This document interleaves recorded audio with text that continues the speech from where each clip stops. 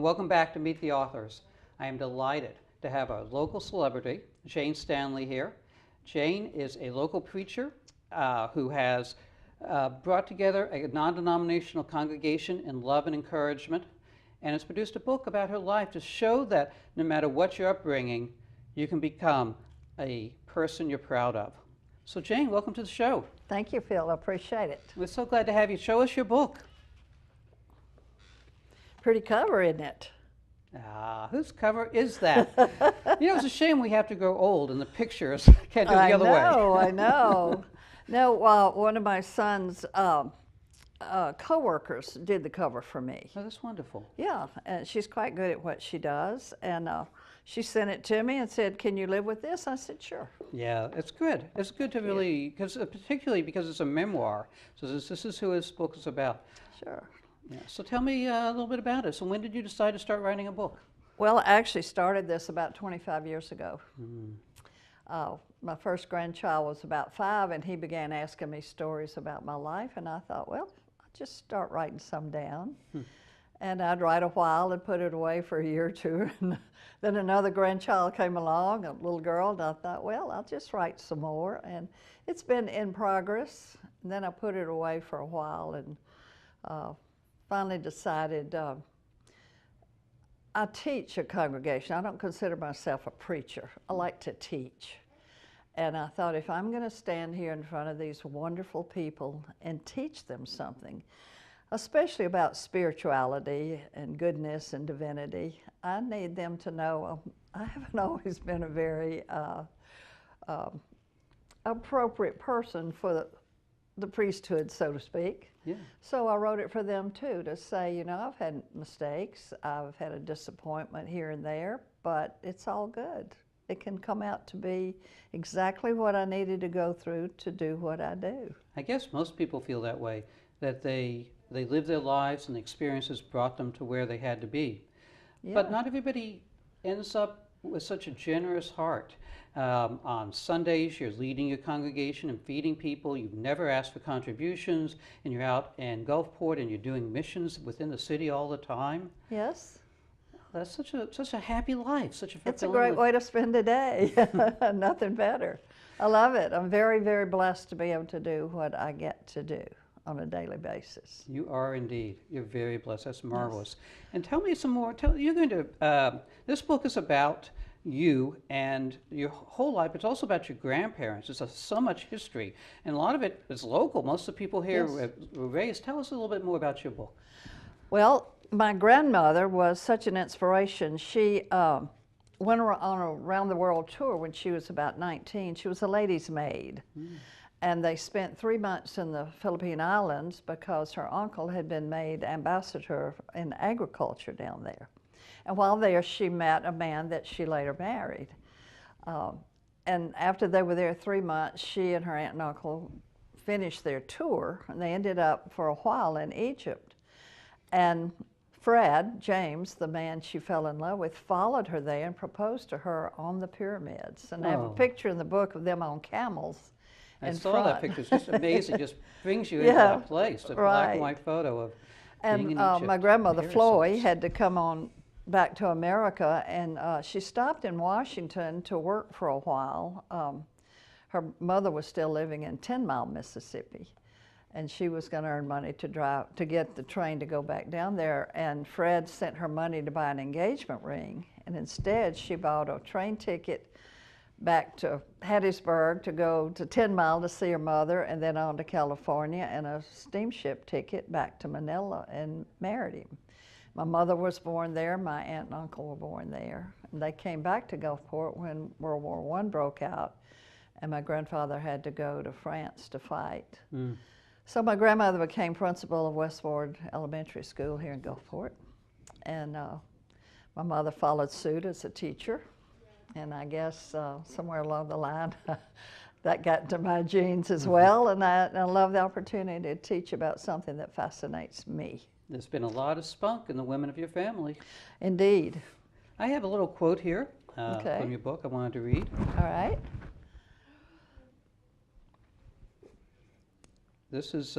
Can't wait to see what he picked. Yeah. And talks about the congregation. Rather than being a Presbyterian, Methodist, Baptist, or Episcopalian Christian, I am akin to the early believers, known as Celtic Christians, who saw God and the risen Christ in all of life and a spark of the divine in all human life. Wow, that really just knocked me over. You think about you're focusing on the basis of Christianity. Yes, and I called it Celtic Christianity. Celtic. I do. I spent many times in Scotland, but we lived there for a year, and I was fascinated by the early Celtic faith. They worshipped under oak trees, and mistletoe was a very sacred element of their worship. But what surprised me, even in the outer islands, the people still are very, very close to what they would call a nature god, that our planet is so sacred, and their task is to help keep it sacred and to honor it and enjoy it, maintain it, and yet they take that same attitude toward people. They don't meet strangers, they meet fellow journeyers, and I think that's a wonderful way to be. I like that. I like that concept, a fellow journeyer on the path of life. That's right. That's what they are. And I felt my Southern Baptist upbringing, I kind of call myself a recovering Southern Baptist. It was restrictive in a way that made me a little uncomfortable. I like questions, and I was told not to doubt and not to question, and that didn't suit me. Wow. So I was eager to find a place that encouraged questions. We don't grow without them. I agree. I don't like religions or other people who say, believe me. There you go. I will never tell anyone what they're supposed to believe. I just want to open a window for them to think about maybe a different point of view. This would be better if I could hear anything through my microphone, but we're doing great so far. Oh, okay. Are you having problems? Yeah, having minor problems, but that's okay. They'll come signal me when the time comes. All right. Let's have you read some now. Tell us something. Want me to read something? Yeah. All right. Well, I have to kind of give you a background for this particular reading. My son, Harry, my second son, is a classical saxophonist and lives in Europe. He's a classical what? Saxophone player. He calls it saxophonist. You know, that highbrow stuff. And there's a huge portrait of him, a friend of mine did, and it was just one of my favorite things.